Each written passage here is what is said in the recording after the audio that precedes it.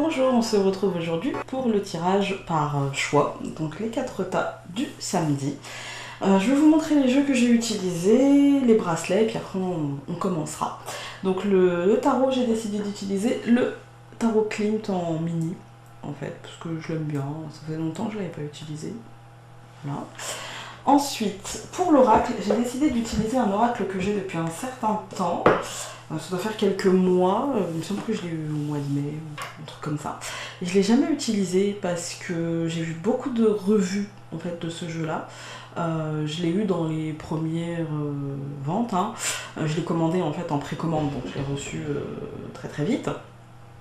Et en fait, j'ai vu tellement de présentations que j'ai entendu que la mode passe un peu avant de l'utiliser. Voilà, j'avais pas envie de vous faire une énième vidéo avec un énième jeu que tout le monde utilise au même moment. Donc c'est l'oracle interdit de Scheherazade. Voilà. Il est assez particulier. Hein. Du coup, j'ai eu le temps un petit peu de l'étudier. Je le trouve assez particulier. J'ai pas dit qu'il n'était pas bien, j'ai juste dit qu'il se présente comme un oracle, et c'est un oracle, un très bon oracle, mais qu'on sent une forte inspiration du tarot, je dirais peut-être même du tarot de Madame Indira, tarot persan de Madame Indira. Et par contre, j'aime bien le livret. Vraiment, je l'aime beaucoup, puis même les cartes. Hein. Donc, en fait, je vais essayer de les interpréter sans le livret, et puis après, on ira voir avec le livret. Moi, je vais juste essayer d'interpréter les symboles sur la carte. Et donc, en carte bonbon, j'ai décidé d'utiliser le coaching de l'âme. Et là, je vous lirai que la petite phrase qu'il y a sur la carte. Parce que sinon, ça va faire un très très long tirage. Voilà, alors c'est parti. Donc pour les bracelets, pour le premier tas, j'ai pris un bracelet en pierre de lave avec des pierres dorées en acier inoxydable et puis avec pas mal de pierres. Il y a du quartz rose, de l'améthyste, ça c'est de l'onyx bleu, du jade, de la citrine, de la cornaline et du jaspe. Ça fait un peu bracelet chakra, mais à ma sauce. Voilà, j'ai pris des pierres que je sentais bien les unes entre elles quoi, voilà. Vous m'aurez compris, j'ai du mal à parler. Ensuite, au deuxième tas, j'ai décidé d'utiliser donc comme bracelet de la labradorite norvégienne avec du jaspe rouge et un arbre de vie avec des perles d'espacement. Les perles d'espacement et l'arbre de vie sont en métal argenté verni. Voilà. Ensuite, pour le troisième tas, donc ça c'est du 8 et ça c'est du 6.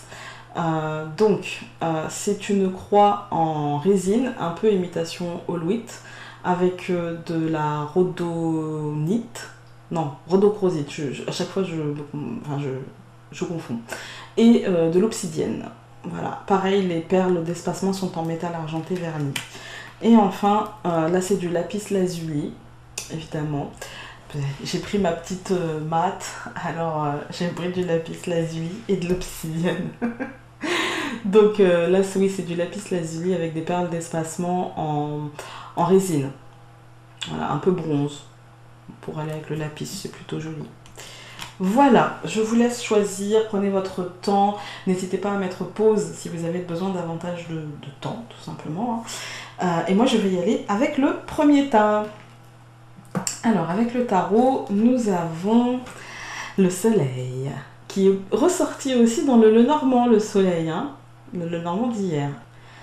Alors, la carte du soleil, c'est une arcane majeure qui, pour moi, est très favorable. Elle représente souvent la joie, l'amour, la notoriété, la protection, plutôt matérielle ou plutôt paternelle. D'ailleurs, vous voyez cet homme qui, on dirait qu'il protège peut-être cette femme ou ce jeune homme, je ne sais pas. Plutôt une femme, sûrement. Tarot Klimt. Klimt, oui. Plutôt une femme.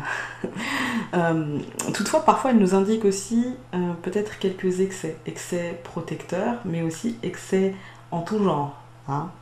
Voilà, que ce soit excès de nourriture, enfin, voilà. Ça peut être ça. Excès aussi caractériel.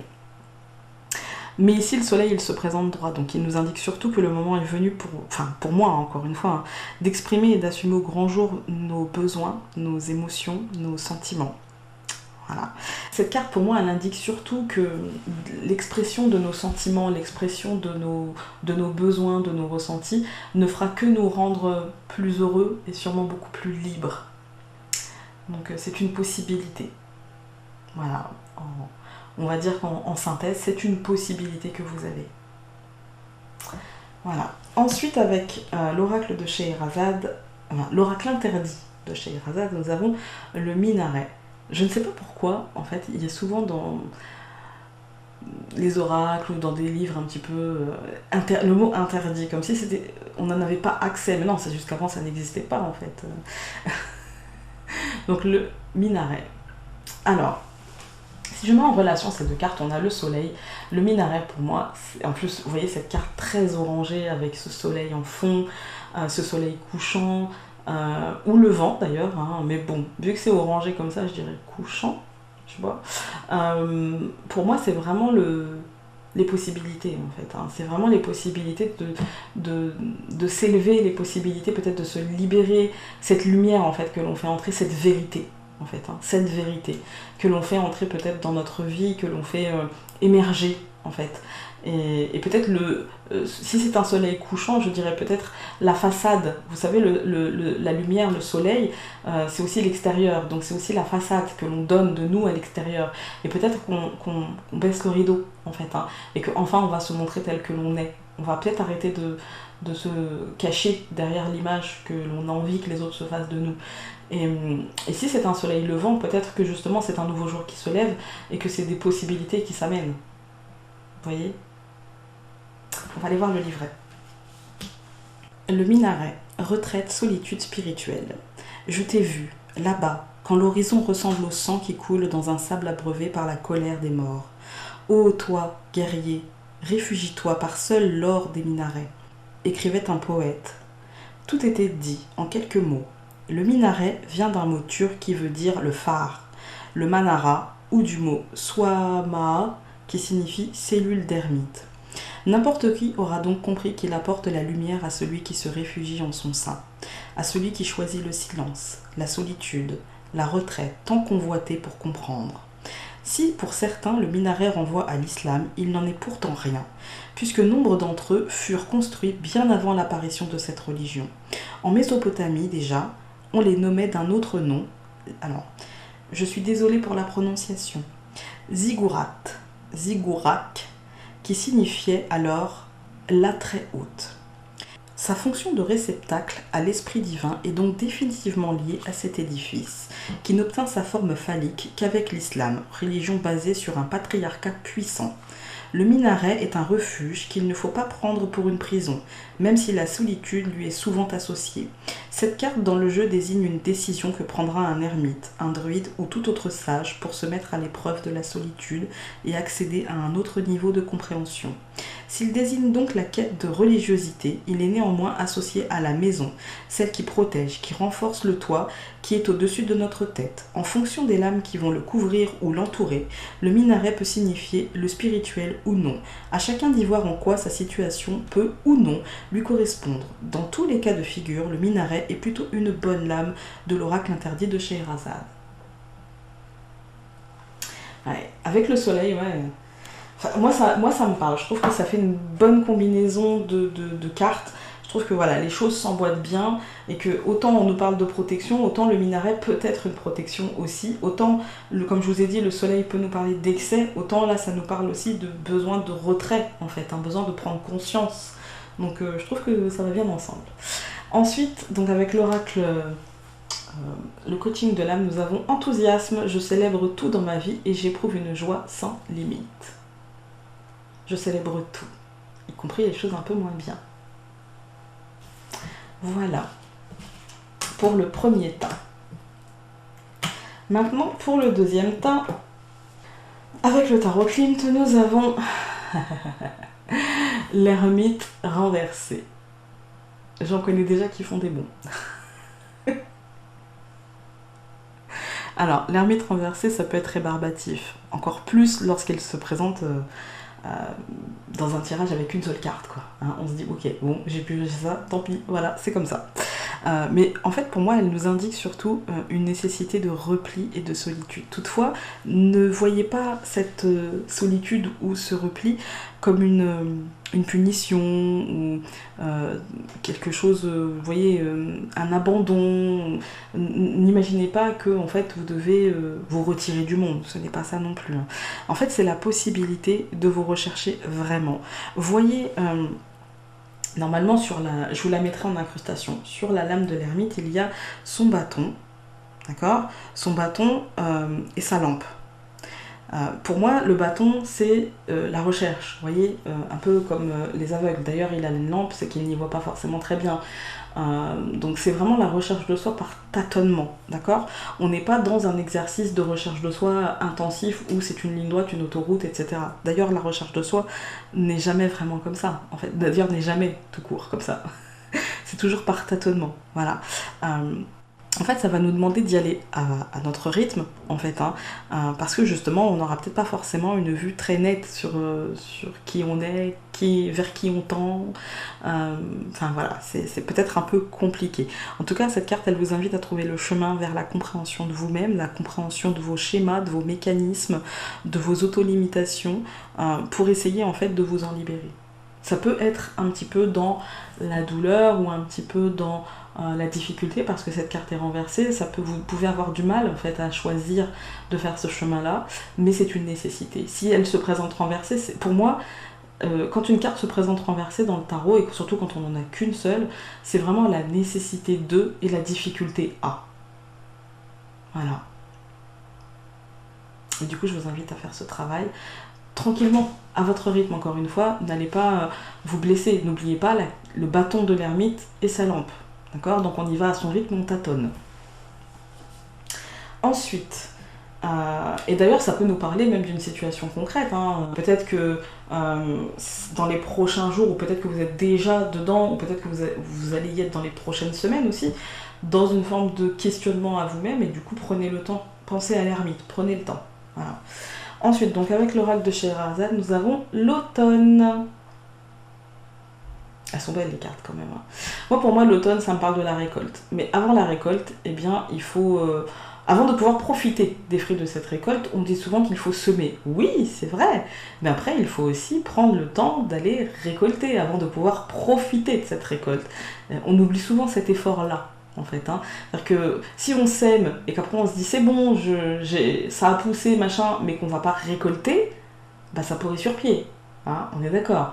Donc moi ça me parle de ça en fait. Ça me parle de, avant de profiter des fruits de notre récolte, peut-être que l'ermite renversé nous dit il va falloir se poser les bonnes questions pour essayer d'avancer vers finalement ce qui nous convient le mieux en rapport avec ce qu'on a mentalisé, projeté, etc. Vous voyez, si on a fait que mentaliser, projeter, puis que maintenant on attend que ça tombe tout cuit dans le bec, voilà, là il va peut-être falloir se poser les bonnes questions et agir de la meilleure des manières, mais pour l'instant on en est encore avec l'ermite renversé que à se poser les bonnes questions. On va voir ce que nous dit le livret de l'automne. Ouais, de Scheherazade, pardon, concernant la carte de l'automne. L'automne. Si dans notre inconscient, l'été est associé au blé, l'automne, lui, l'est au raisin et à la vigne. Le raisin a une symbolique proche de l'hermétisme. Je ne sais pas ce qu'est l'hermétisme. Je vous mettrai une annotation si vous êtes comme moi. De la nature, la vigne est. L'homme coupera le raisin en temps voulu, puis, par son travail et ses connaissances, le transformera en vin. Pas étonnant qu'on le trouve dans de nombreuses mythologies. S'il est présent dans le christianisme, dans la Seine, il est aussi chez les musulmans, dans la sourate des abeilles ou dans celle des fraudeurs. On y conseille le vin mais pas l'ivresse. Ainsi donc l'automne symbolise le travail fini, la récolte, la jouissance des biens durement exploités et travaillés. Il est aussi une période de latence, de réflexion, de premier bilan, déjà, de nos actes passés. Nous regardons par-dessus notre épaule et analysons notre vie. Ici nous sommes dans la pointe nostalgique de l'existence. On se prépare à se diriger vers l'hiver, mais tout n'est pas encore fini. Nous sommes dans l'âge des 40 à 65 ans. La sagesse, je sais pas, un début de sagesse peut-être. Et enfin, avec le coaching de l'âme, nous avons concentration. Toutes mes pensées sont orientées vers mon plus grand bien. Voilà. Voilà. Pour vous, c'est posez-vous les bonnes questions, qu'est-ce qui vous convient, qu'est-ce qui vous convient moins, et voilà. C'est plutôt pas mal, hein, j'ai envie de dire, c'est cool. Enfin, c'est cool, non, mais on est dans l'intériorité, on n'est pas encore dans l'action, et on n'est pas dans la désillusion, donc on est bien, quand même. Il y a toujours du travail, mais bon. Ensuite, avec le troisième tas, donc avec le tarot, nous avons la lune. Alors, la carte de la lune, c'est pour moi en fait, dans tous les jeux divinatoires, dans tous les oracles, dans tous les tarots, c'est la représentation de l'inconscient et ou, on va dire, parfois du passé. Évidemment, la lune, elle est liée à la femme, à la mère, à la fille, au féminin en général. Ça, c'est une évidence pour moi. Cette carte, elle nous invite du coup à prendre conscience de ce qui se cache en nous, en fait. Que l'on soit homme ou femme, peu importe. D'accord ? Cette carte, elle nous dit qu'est-ce que tu as à l'intérieur de toi, en fait. C'est quoi ce que tu as à l'intérieur de toi ? Est-ce que toi-même, tu sais réellement ce que tu as à l'intérieur de toi et ce qui est de l'ordre de ton inconscient ? Pose-toi cette question. Cette carte, elle vous parle d'assumer, en fait, votre part d'ombre, votre part d'inconscient, votre part d'instinct animal, qu'il soit lumineux ou sombre. On a tous en nous une partie lumineuse et une partie sombre. C'est normal, c'est logique. Une personne qui ne serait que lumineuse serait un être de lumière et donc ne serait pas incarnée. Voilà. Et une personne qui serait sombre serait peut-être un être d'ombre et ne serait peut-être pas incarnée non plus. Dans chacun d'entre nous, même chez les monstres les plus horribles, il y a une part de luminosité. Si infime soit-il, soit-elle, pardon, cette part de luminosité. En tout cas, pour moi, elle vous invite à prendre conscience de tout ça, pour prendre conscience de qui vous êtes, et de pourquoi vous avez telle ou telle réaction face à différents événements, pourquoi vous avez tel ou tel comportement par rapport à des choses qui vous touchent, ou vous touchent moins. Voilà. Essayez de prendre conscience de vos schémas inconscients. C'est fou, hein, mais ouais, c'est le conseil. Ensuite, avec l'oracle interdit de Scheherazade, nous avons le 5 de dinar. Alors, je dirais le 5, si je prends mon interprétation à moi. Le 5, pour moi, généralement, c'est la pause, en fait. Hein. C'est aussi une forme de déséquilibre. Je sais jamais avec le 5 dans le tarot si c'est j'ai gagné et du coup je peux arrêter la bataille, mais en fait je sais pas parce que ok j'ai gagné mais je pense que peut-être j'ai beaucoup perdu dans cette victoire en fait hein. Ou alors si au contraire j'ai pas gagné et du coup c'est un repli stratégique pour essayer de faire autrement parce que là j'y perds trop de plumes, vous voyez, j'ai toujours du mal à voir. Du coup, en combinaison avec la lune, peut-être que la lune vous invite à prendre conscience de ça, en fait. Est-ce que dans vos victoires, vous gagnez vraiment ? Ou est-ce que... vous gagnez vraiment non, en fait. Est-ce que dans vos victoires, vous gagnez, mais en y perdant beaucoup de plumes à chaque fois, en fait, hein, et au final, cette victoire vous a coûté cher ? Ou est-ce que vous gagnez jamais vraiment et du coup vous faites souvent des replis stratégiques et que finalement vous ne réglez jamais réellement la situation. Moi c'est la question que je me poserais là. Alors on va aller voir le livret. Il nous en dira peut-être davantage ou peut-être pas.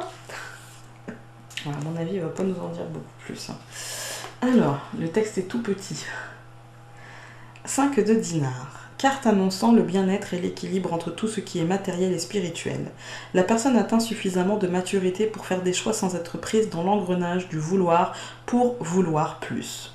Le matériel et l'argent servent uniquement à consolider l'essentiel et la qualité de vie l'emporte sur la richesse. Ouais, ça nous en dit pas... Après peut-être que ça vous parle, hein, mais peut-être pas. Et enfin, avec le coaching de l'âme, nous avons foi. Ma vie est divinement guidée.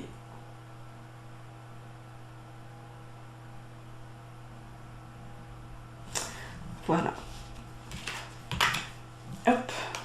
Et enfin, avec le dernier tas, nous avons, avec le tarot, la reine d'épée. On avait eu le... On n'avait pas eu un truc comme ça aussi ? Non, dans le Wino, on avait eu le roi de coupe.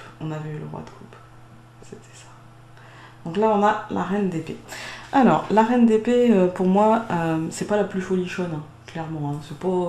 C'est pas la plus douce, la plus gentille, la plus tendre, tout ça. Hein. C'est pas la plus amusante non plus. On va pas se mentir. Hein. Pour moi, elle représente des événements, elle représente des situations, des personnalités, des échanges un peu austères.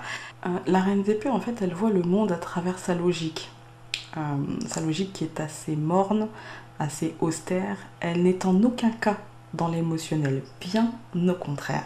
C'est plutôt quelqu'un qui va peut-être nier ses émotions.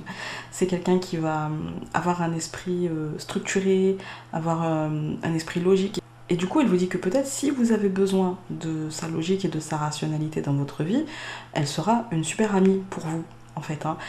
Mais sinon, elle peut vous paraître un peu rabat-joie, ça peut se présenter par une personne, un peu comme ça, ou par une situation qui vous demandera justement logique, pas d'amusement, pas... Voilà, c'est pas le moment de souffler, etc. Après, peut-être que vous en avez besoin, donc comme je vous ai dit, ça peut représenter une personne très réfléchie, méthodique, et du coup vraiment ça sera une aide, hein. Ça peut vraiment être une aide, hein. Mais ça peut être aussi vous qui devez être comme ça, essayez de le vivre bien, essayez de vous en servir à bon escient, et si vous le subissez, bah, faites le dos rond, hein. Mais bon, généralement, c'est plutôt...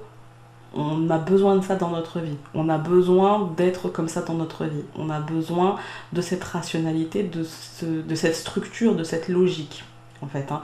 C'est souvent une aide, quand même. Hein. Ensuite, avec l'oracle de Scheherazade, nous avons la chute. Et peut-être voilà pourquoi nous en aurons besoin. Alors, moi j'ai l'impression qu'il peut y avoir un événement peut-être un peu perturbant, un peu destructeur, qui peut nous, émotionnellement en fait, nous atteindre et du coup peut-être qu'on aura besoin de se couper de notre émotionnel un certain temps pour pouvoir affronter ce qui s'amène et pour pouvoir le gérer de la manière la plus efficace possible, en fait. Hein. On va aller voir le livret. Peut-être que cette rentrée, on a peut-être pas du tout envie d'y aller et en fait on se dit ouais bah là va falloir je me force quoi hein. Et du coup je me mets la tête dans le guidon pour essayer de vivre ça enfin je ne sais pas peut-être hein. Donc la chute, échec, maladie, tristesse, une lame qui n'est guère réjouissante quand on la tire. Bien sûr, elle n'est pas fatale, et comme toutes les cartes négatives de cet oracle de Scheherazade, elle peut être contrebalancée par une carte positive posée sur elle. Néanmoins, elle n'annonce pas des nouvelles réjouissantes. Certains qui maîtrisent le tarot de Marseille peuvent le rapprocher de la tour, de ce même tarot, la fameuse Maison Dieu, dont la vue apporte la panique. Chute, échec, entreprise mal gérée, inexpérience, tentative ratée, épreuve douloureuse, malaise. Elle annonce une période assez sombre pour le corps et l'esprit. C'est la lame la plus terrible du jeu avec le djinn. Ce n'est pas sans raison qu'elle est la dernière des lames majeures. Elle marque la fin, la destruction, l'irréparable, le point de non-retour. Toutes les catastrophes sont possibles, la chute, la défaite, les souffrances les plus horribles. Tout peut arriver. Il peut aussi s'agir d'une destruction lente mais méthodique de l'âme et du corps, et dans tous les cas, le ou la consultante ne pourra intervenir sur les événements. Sa seule option sera d'attendre que les nuages noirs passent et le plus vite possible. Si la carte est une carte de destruction, elle n'est pas que cela. Il va de soi qu'après cette destruction, à l'image du phénix, il y a reconstruction. La chute est une mue que l'on doit accepter avec philosophie et sagesse. Elle est là afin de nous faire abandonner nos vieux oripeaux pour renaître sous des soleils beaucoup plus radieux. Prendre son mal en patience donc est l'unique attitude à avoir. Et peut-être qu'en ce sens, la reine d'épée va vous permettre de prendre conscience en fait de ce que vous pouvez faire, de ce que vous ne pouvez pas faire, d'être logique, méthodique et de peut-être vous concentrer sur autre chose tout en laissant les choses aller parce que c'est aussi la négation de l'émotionnel, c'est aussi peut-être qu'elle arrivera en fait à couper ces liens un petit peu émotionnels par rapport à vos vieux oripeaux justement. Et avec le coaching de l'âme, nous avons vérité, je vis ma vérité. Ben voilà. Tout en justesse. Voilà, écoutez, j'espère que ce tirage aura pu vous aider, qu'il vous aura parlé, si ce n'est pas le cas, au moins qu'il vous aura diverti. Et puis bah, nous, on se retrouve demain pour le Dimanche Dixit. Salut!